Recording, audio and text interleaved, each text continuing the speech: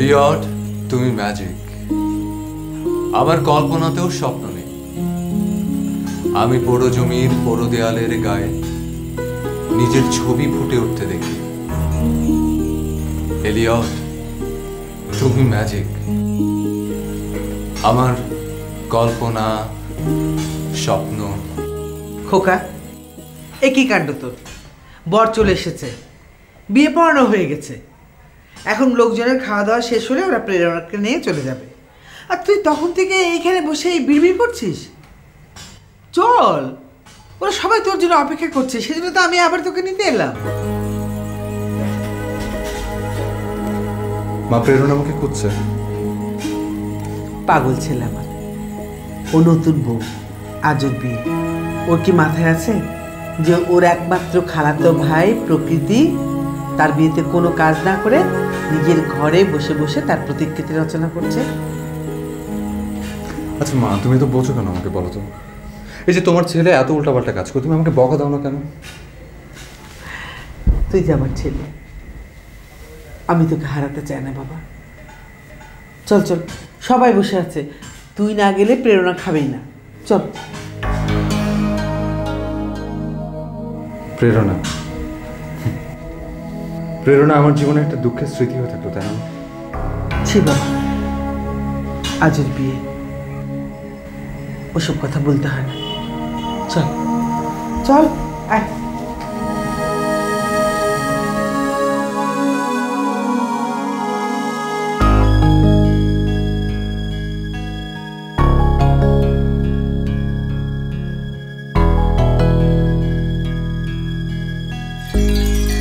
প্রকৃতি ভাই, আমার দিকে এভাবে তাকিয়েছেন কেন? আজকে আমি অমৃতের পছন্দ মতো সেজে ওর জন্য অপেক্ষা করছি, তাই আমার দিকে এভাবে তাকিয়ে থাকা আপনার উচিত হচ্ছে না। সরি, তোকে খুব সুন্দর লাগছে দেখতে। এটা বলতে কোনো অসুবিধা নেই তো?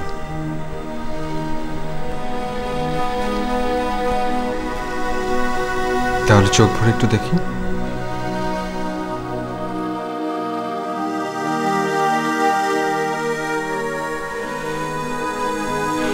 তাতেও নিশ্চিত তোর কোনো আপত্তি নেই?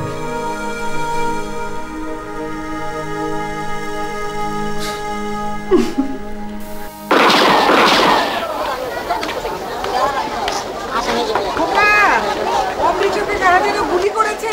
হায় আল্লাহ, দিনে আমার মেয়েটা বিধবা হয়ে গেল।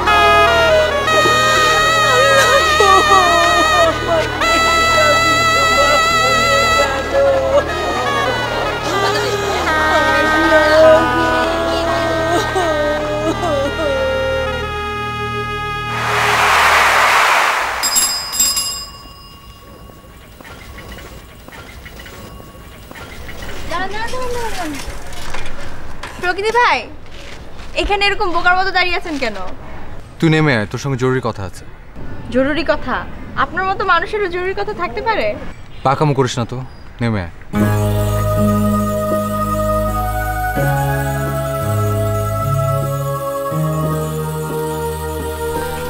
ওই দিকটা যাই।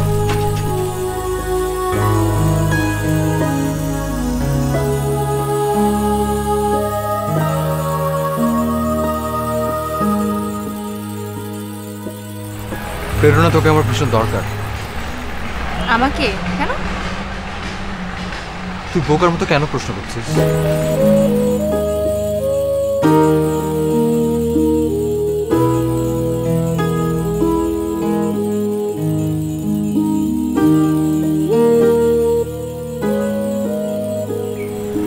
আপনি ভুলে যাচ্ছেন আমরা রাস্তায় দাঁড়িয়ে আছি। প্রেরণা, আপনি কি আমাকে ভালোবাসার কথা বলতে যাচ্ছেন?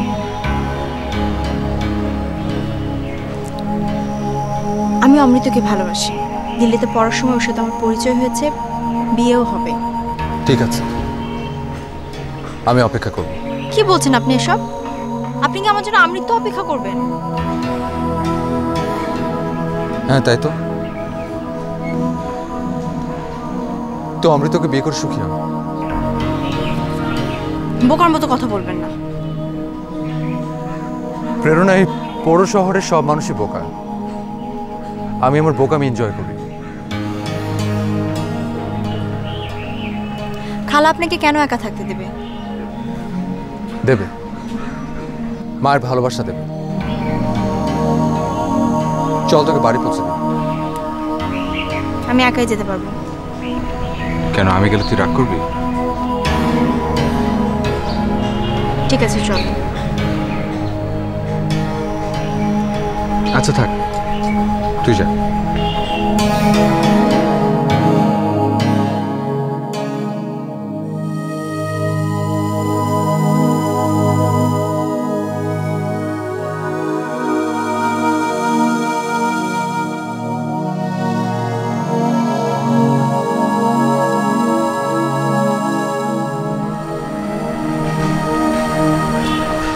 আপনি কি অসুস্থ? অসুস্থ? আপনাকে দেখে তো তাই মনে হচ্ছে। সেটা আপনার মনে হচ্ছে, আমার না। যে মেয়েটি রিক্সা করে চলে গেল, আপনি কি তাকে ভালোবাসেন? ভালোবাসা শব্দটা আপনি বোঝেন না? না।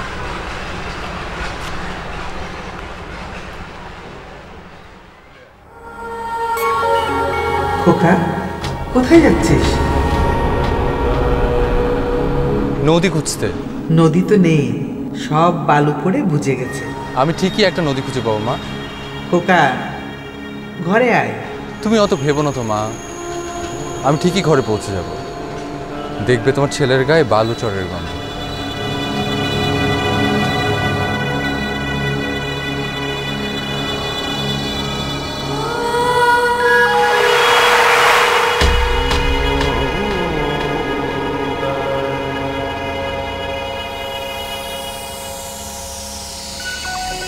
খোকা, তুই কখন চলে এলি? অমৃত কেমন আছে মা? অমৃত বেঁচে নেই, হাসপাতালেই মারা গেছে। তুই কোথায় যাচ্ছিস বাবা? থানায়। থানায় কেন? এই জাহার দিতে। আচ্ছা মা, তোমাকে আমি একটা কথা জিজ্ঞেস করবো? কর। আমার বাবাকে যারা হত্যা করেছে সেই সন্ত্রাসীদেরকে তুমি ধরে দিলে না কেন? তুমি তো জানো খুনিকে, জানো না? ভয়। কিসের ভয়? তোকে হারানোর ভয়। ওরা যদি তোকে ধরে নিয়ে যেত, সম্পত্তির চাইতে তুই আমার কাছে অনেক বেশি মূল্যবান। তোর বাবার হত্যাকারীদের বিচারের চাইতে তোর জীবন আমার কাছে অনেক অনেক বড়। তুমি আপোষ করলে মা? আপোষ তো বটেই, আমার তো উচিত ছিল চ্যালেঞ্জ করা। মৃত্যু ভয় কি খুব একটা বিশাল ব্যাপার? এখন তুমি চিন্তায় পড়েছো, ভাবছো ভাবছো কাজটা ঠিক হয়নি। বাবার হত্যার বিচার দাবি করা তোমার উচিত ছিল। তোর বাবার হত্যার বিচার না চেয়ে আমি কি ভুল করেছি? করেছো মা। তুমি আমাকে যেভাবে বাঁচাতে চেয়েছো, সেই বাচ্চা আমাকে সুস্থ পথ দেখায়নি মা। আমি যাচ্ছি। শোন, আচ্ছা এই হত্যাকাণ্ডটা কেন ঘটলো তুই কিছু জানিস? অনুমান করতে পারছি। প্রেরণা তো কিছু বলতে পারছে না। তাহলে মা, প্রেরণা অমৃতকে এখনো চিনতে পারেনি। বিয়ের দিনে আমার মেয়েটা বিধবা হয়ে গেল, বিধবা হয়ে গেল, বিধবা হয়ে গেল, বিধবা হয়ে গেল, বিধবা হয়ে গেল।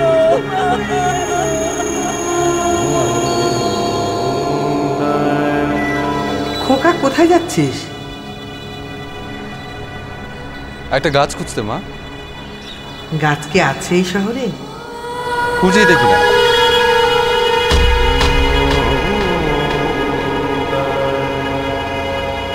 খোকা, কি খুঁজছিস?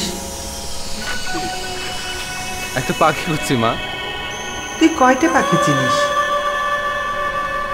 কবুতর চিনি, যেটাকে তুমি পোষো এবং সেটা তোমার হাত থেকে সর্ষে খায়। জানো মা, সেই কবুতরটা না তোমাকে একটু ভয় পায় না, আবার উড়ে যেতে পারে। আর কোনো পাখি চিনিস না? চিনি মা, তুমি ছোটবেলায় কত পাখি চিনিয়েছিলে, কিন্তু সেই পাখিগুলো না মা এখন আর নেই। তাহলে কোথায় পাবি পাখি? খুঁজেই দেখি না, যদি ছোট্ট একটা টুনটুনি কোথাও বাসা বেঁধে থাকে।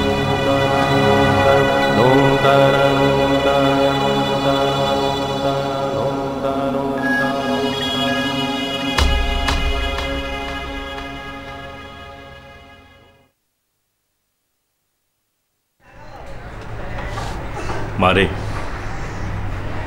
তুই এভাবে থাকিস, আমাদের আর ভালো লাগে না। তোকে আমরা আবার বিয়ে দিয়ে দেব।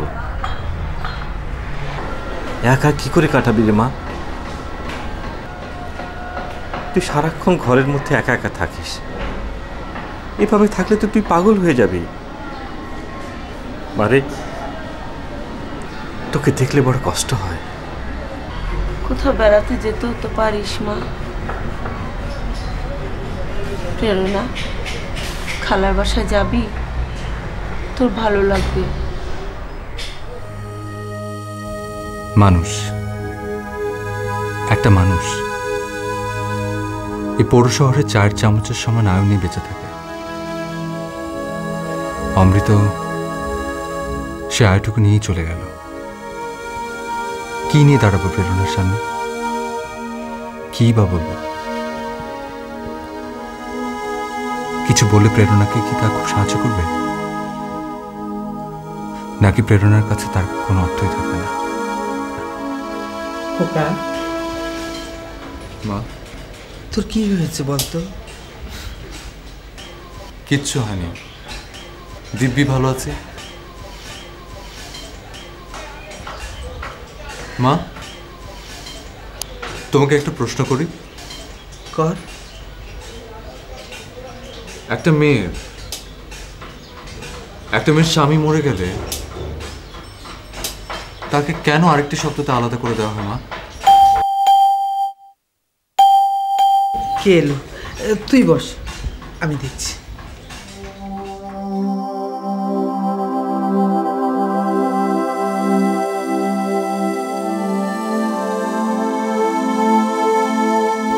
তোমাকে তো এখন প্রেরণার জন্য অপেক্ষা করতেই হবে প্রকৃতি।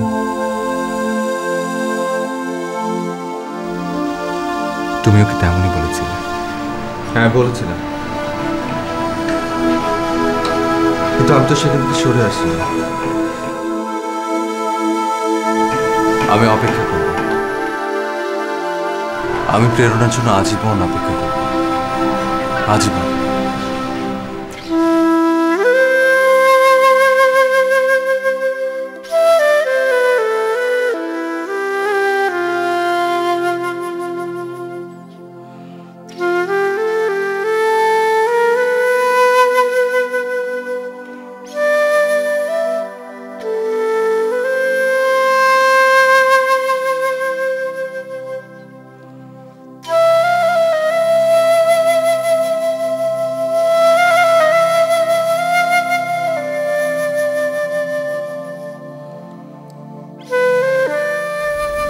বিধবা, এই বিধবা শব্দটা তোমার জন্য না। আমি শব্দটা তোমার জীবন থেকে মুছে দেবো প্রেরণা।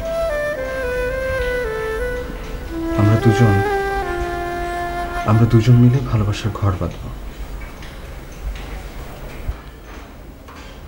ঘর? ভয় পেও না। আপনি না বলেছেন এই শহরের জীবনটা 4 চামচের সমান? সমানই তো। অমৃতকে তো মরতে দেখলে, তুমি, আমি, আমরা না হয় খানিকটুকু দৈর্ঘ্য পেয়েছি, এইটুকুকে না হয় ভরিয়ে তুলব। হারবো কেন বলো তো? খালাম্মা, যখন তখন আমার বিধবা মেয়ে, আমার বিধবা মেয়ে, আমার শুনতে ভালো লাগে না। আপনি কি আমাকে উদ্ধার করতে চাইছেন? তোমাকে একটা কথা বলেছিলাম, মনে আছে?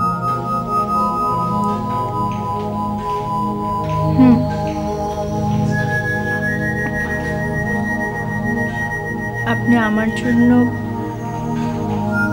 আমৃত্যু অপেক্ষা করবেন।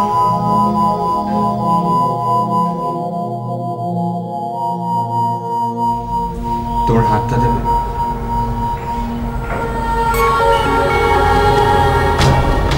তুমি না চাইলে আমি জোর করবো। দেবে?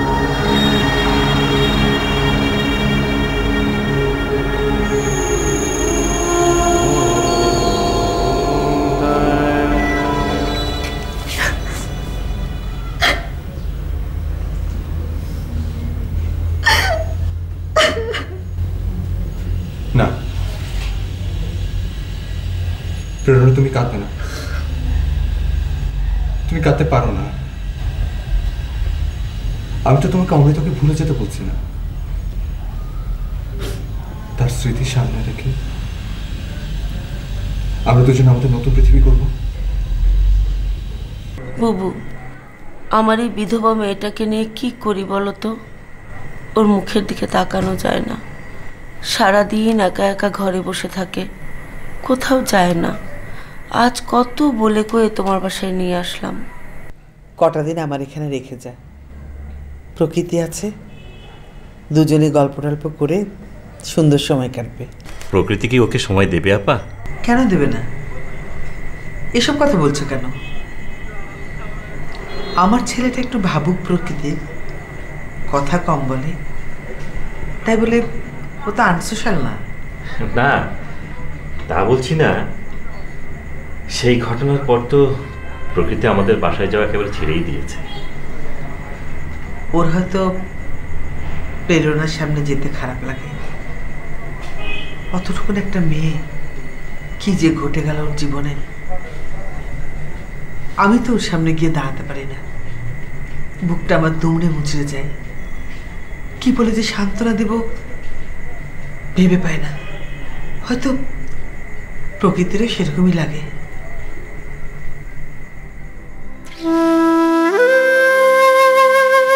আমি কি ভুল করছি? আমি কি অমৃতকে অসম্মান করছি? না, তা তুমি করছো না। অমৃত তোমার জীবনে আসেনি, শুধু একটা অপবাদ দিয়ে গেছে মাত্র।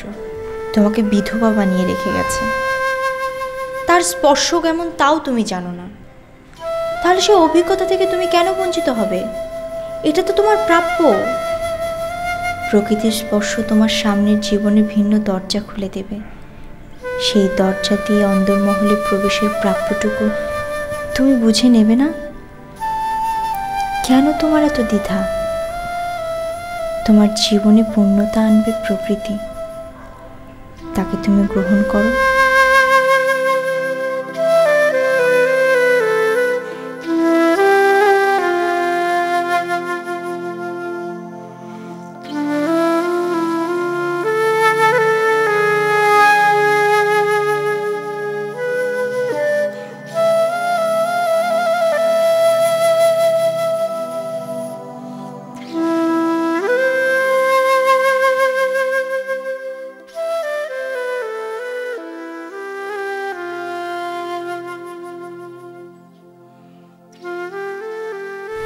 প্রেরণা, প্রকৃতি ভাই, তুই কিছু বলবি না। তোর মুখ থেকে না শুনতে আমার খুব খারাপ লাগবে।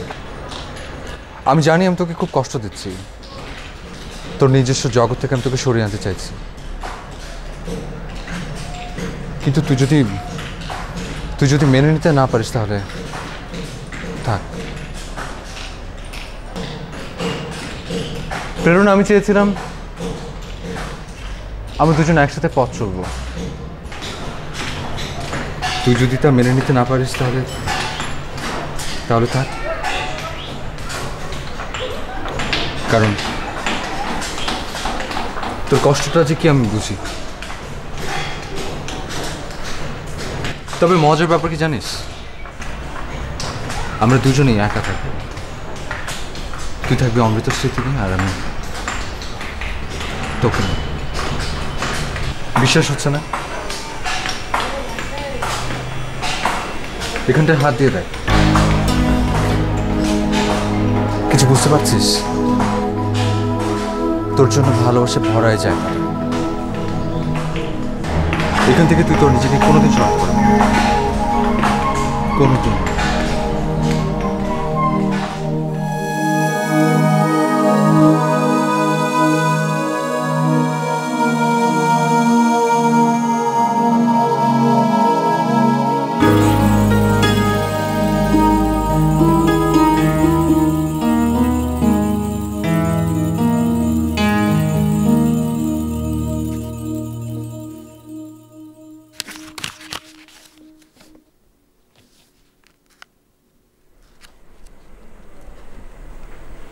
মা, মা, চুপ কর না।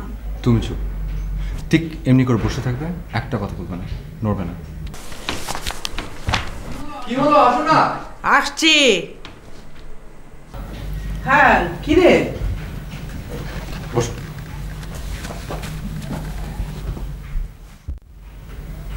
কি কেমন লাগবে মাকে এভাবে এই ঘরে?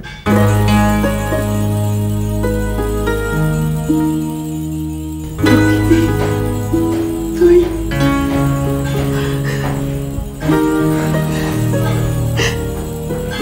প্রেরণা, তুই আমার ঘরের বউ হবি না। কেন? শুধু হাত দেবো কেন? আমাকে ভালো করে দেখবে না? আমার এই হাতের মধ্যে তোর হাতটা নিয়ে তারপর তোর মনটা পড়বো, আর তারপর তারপর কি বুঝিস না? না, না, সময় হলে ঠিকই বুঝবি।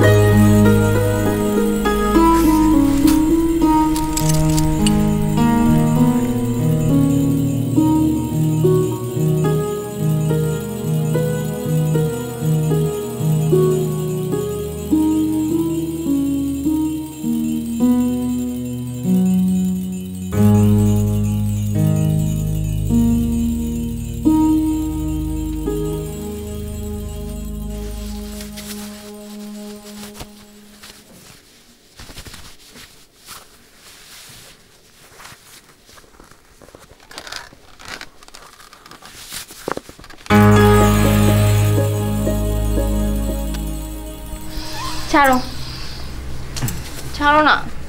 আচ্ছা উঠো উঠো উঠো, সকাল হয়ে গেছে, আমি চা বানিয়ে নিয়ে এসে তারপর দুজন মিলে একসাথে খাবো, ঠিক আছে? সকালবেলা চা না খেলে আমার একেবারে ভালো লাগে না। সকালবেলা চা খেতে আমার ভালো লাগে না। আচ্ছা ঠিক আছে, আমি অ্যাটলিস্ট খালাকে চা দিয়ে আসি, তুমি শুয়ে থাকো। ছাড়ো। খালো সকালবেলা চা খায় না। তুই কি বলি, কাকে চা দিয়ে আসবি? খালাকে। খবরদার, আর যেন কোনোদিন খালা না শুনি। আচ্ছা তাহলে কি বলবো? শাশুড়িকে কি ডাকে মানুষ? আচ্ছা তাহলে ভাবুক মানুষের এইটুকুন ধারণা আছে যে শাশুড়িকে কি বলতে হয়, কিন্তু এইটুকুন ধারণা নেই যে নতুন বউকে তুই করে বলা চলে না। তাই তো? হায় হায় হায় হায়, তাহলে তো এখন থেকে তোকে তুই করে বলা যাবে না, তাই তো?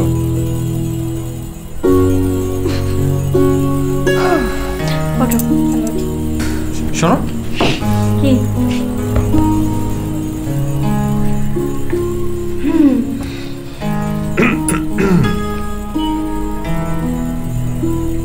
আমার চা দাও। এভাবে বললে তো হবে না। তাহলে কিভাবে বলবো? বলতে হবে, শুনছো, আমাকে একটু চা দেবে? বলো।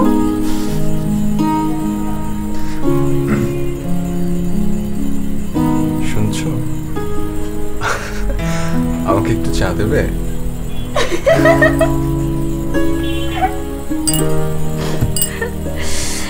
দিচ্ছি।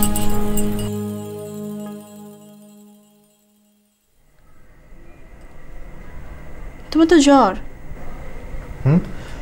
আরে ও কিছু না, কয়েকদিন ধরে উঠছে, প্যারাসিটামল খেয়ে নিয়েছি। তুমি তো কাউকে কিছু বলনি। ভাবলাম জ্বর একটা অসুখ হলো, ঠিক হয়ে যাবে। বিয়ে পড়ানোর সময় যখন আমার শরীরটা জ্বরে পড়ছিল, আমি ভাবলাম আমার এই অসুখটা তোমার সঙ্গে ভাগাভাগি করে নেব। তুমি আমাকে এতটা ভালোবাসো, আগে কখনো বুঝিনি। আমি প্রকাশ না করলে তুমি কেমন করে বুঝবে? তুমি আসলেই খুব ভালো। কি সুন্দর অনায়াসে সব দায় তোমার উপর টেনে নিয়েছো। এখন সাত সকালে এরকম কঠিন কঠিন কথা না বলে রেডি হয়ে না, যাও। কেন? বাইরে যাব। তোমার জ্বর। বললাম না যে ঠিক হয়ে যাবে। আরে জ্বর কোনো ব্যাপার হলো? প্যারাসিটামল খেলে সব জ্বর চলে যায়। এতদিন আমি যেসব জায়গাগুলোতে একা একা ঘুরে বেরিয়েছি, গাছ খুঁজেছি পৌর শহরে, পাখি খুঁজেছি, নদী খুঁজেছি, সেসব জায়গা আজকে আমরা চষে বেড়াবো। তুমি যাবে আমার সাথে প্রেরণা? যাব।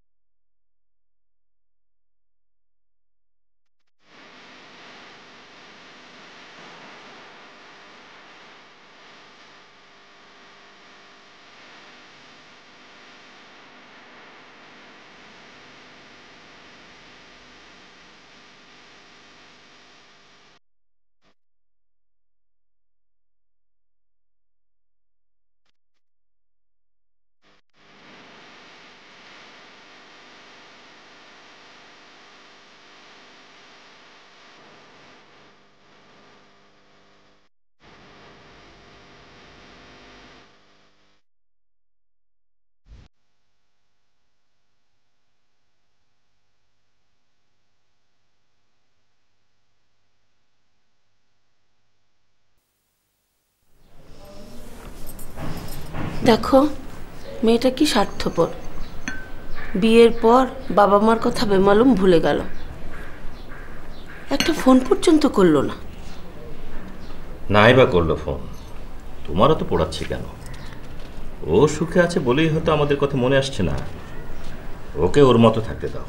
ওকে ওর মতো থাকতে কে নিষেধ করেছে? তাই বলে বাবা মার একটু খোঁজও নেবে না? মেয়েরা আসলেই স্বার্থপর হয়। আর ছেলেরা বুঝি স্বার্থপর হয় না? আচ্ছা তুমি বলো তো, তোমাকে বিয়ে করার পর আমি কটা দিন আমার ভাই বোনদের সাথে কাটাতে পেরেছি? হ্যাঁ, ঢঙের কথা বলো না।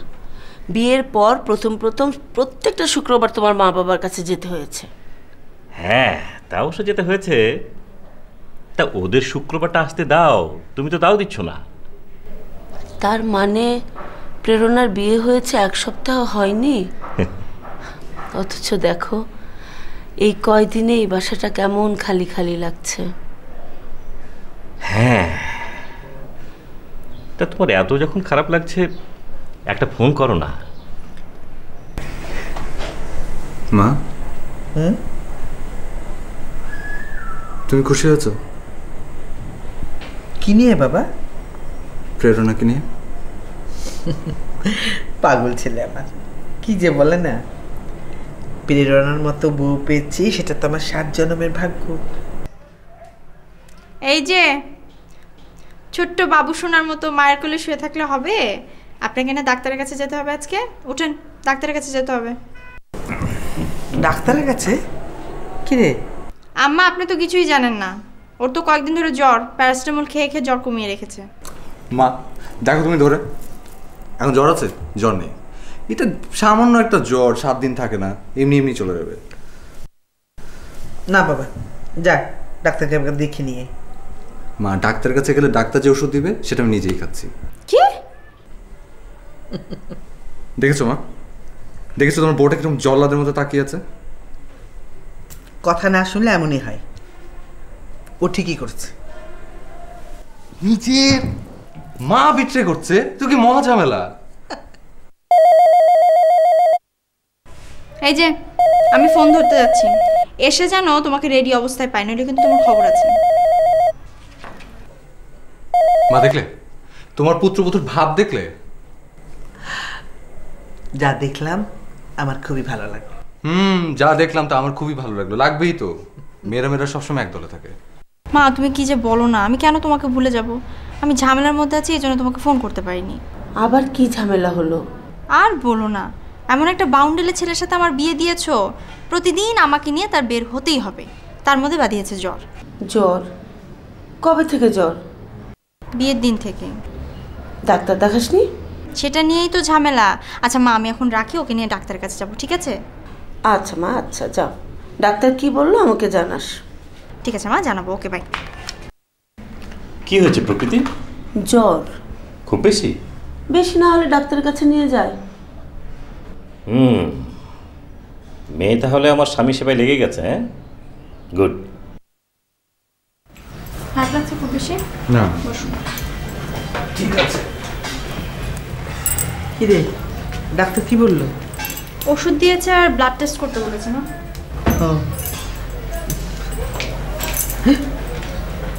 জ্বরে তো গা পুড়ে যাচ্ছে। তোর মা, বস তো, ওষুধ খেলে ঠিক হয়ে যাবে। আচ্ছা মা, আমার তো বোধহয় এখন অফিস যাওয়া উচিত। তুমি কতদিন এরকম একা একা ব্যবসা সামলাবে? ঠিক আছে, যাবি, সুস্থ হয়ে নে, তারপর যাবে। কি হলো মা, কোথায় যাবে? অফিসে যাওয়ার কথা বলছে। জ্বরে মাথা তুলতে পারছে না আর অফিসে যাবে? অফিসে যাওয়ার দরকার নাই, রেস্ট নাও না। ওষুধটা খেয়ে নে, আমি যাই, একটু অফিসে যেতে হবে।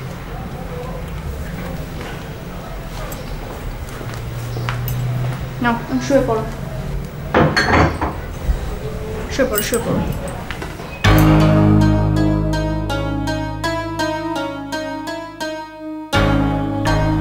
আজ অফিস থেকে সরাসরি বাসায় চলে এসো, ক্লাবে যেও না। কেন? আজ না প্রকৃতিকে দেখতে যাব। ও, প্রেরণা কিছু বলেছে নাকি? না। আচ্ছা ঠিক আছে।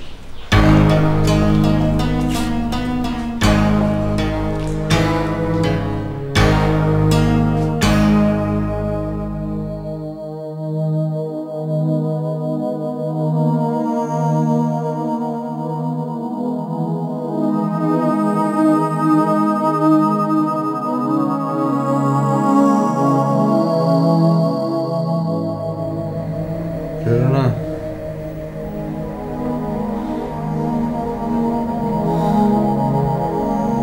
প্রেরণা,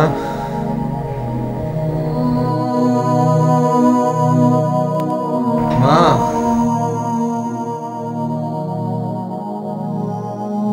মা, কি হয়েছে বাবা? পানি দাও না মা, পানি খাবো।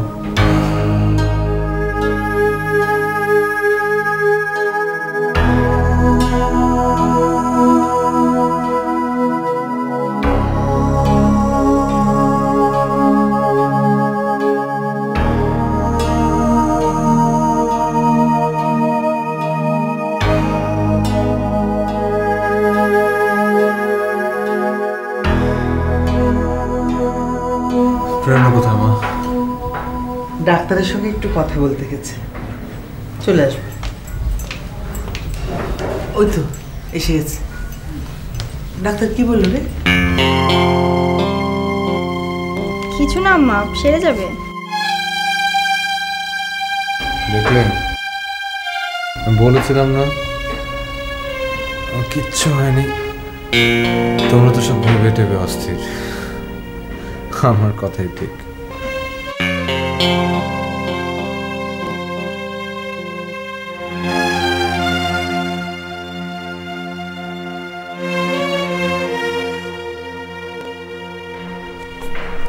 প্রেরণা,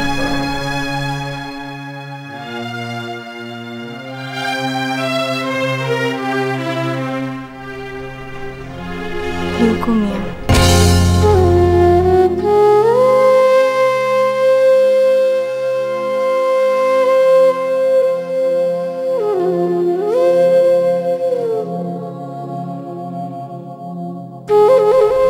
কাঁদিস না মা,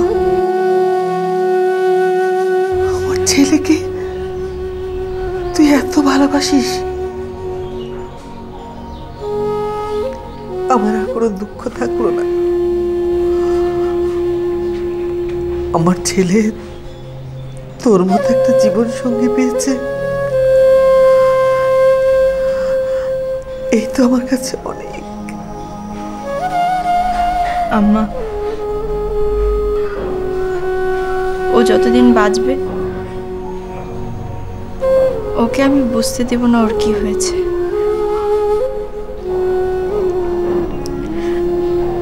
ও যেমন আমাকে বিধবার দুঃখ বুঝতে দেয়নি, ঠিক সেইভাবে ওকে আমি ওর কোনো কষ্ট বুঝতে দেব না। আজ থেকে ওর সব কষ্ট আমার, সব কষ্ট। আম্মা, আম্মা আপনি আমাকে সাহায্য করুন। আমার কিচ্ছু দরকার হবে না, শুধু আপনি আমার সাথে থাকুন। আমি তো আমার সমস্ত কাজ তোকে বুঝিয়ে দিয়ে এই সংসার থেকে মুক্তি চাই। এই জীবন আমি আর টানতে পারবো না। আম্মা, আম্মা আমি আছি রে আম্মা, আমি তো আছি, আমরা একসঙ্গে।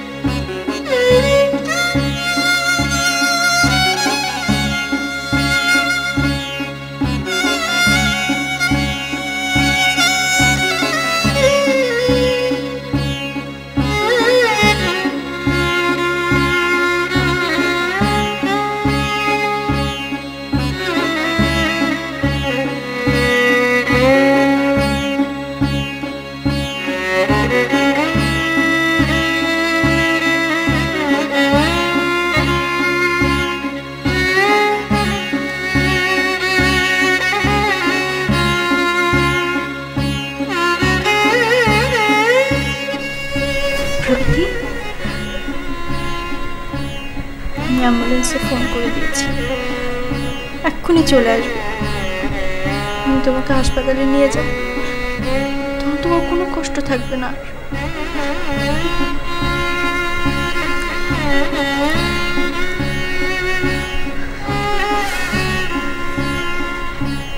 আমি কোথাও যাব না।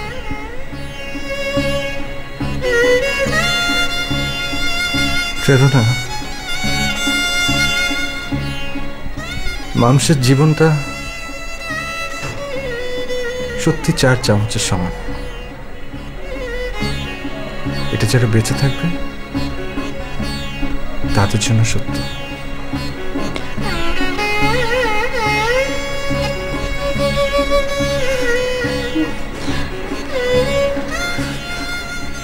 প্রেরণা, তুমি কেঁদো না, কেঁদো না তুমি। আমি যে কটা দিন বাঁচবো সত্যি করে বাঁচার জন্য বাঁচবো,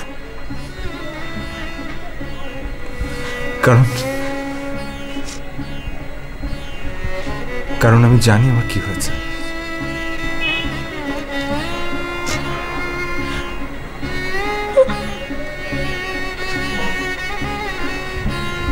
জানো লিখো মিয়া, এ পৃথিবীর কেউ আমাকে আর বাঁচাতে পারবে না, শুধু তুমি ছাড়া প্রেরণা।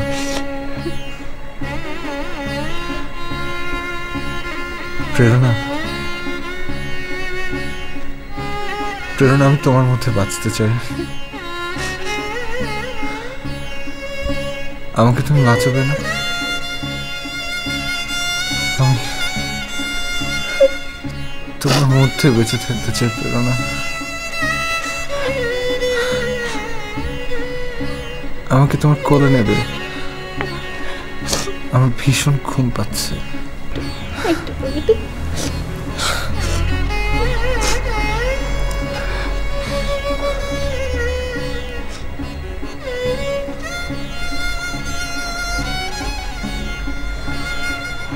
আমি তোমাকে ভীষণ ভালোবাসি।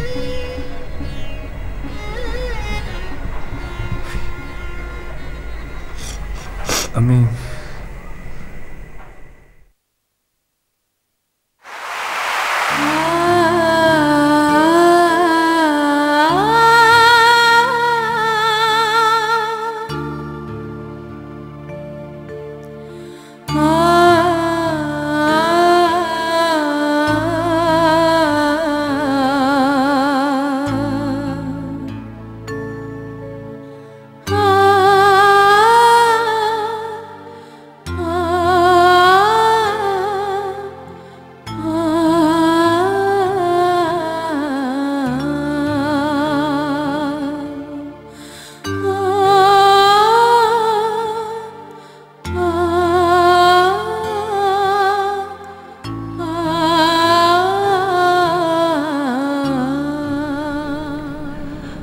আমাদের একই সর্বনাশ হলো।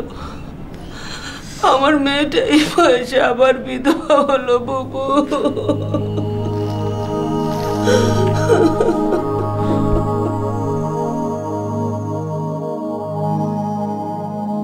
বিধবা এই শব্দটি প্রকৃতির অভিধানে ছিল না, আমারও না। ও তো আমার পাশে আছে, আমার কোনো একাকিত্ব নেই। একাকিত্ব বাদ দিয়ে কিভাবে চলতে হয় ও আমাকে শিখিয়ে দিয়ে গেছে।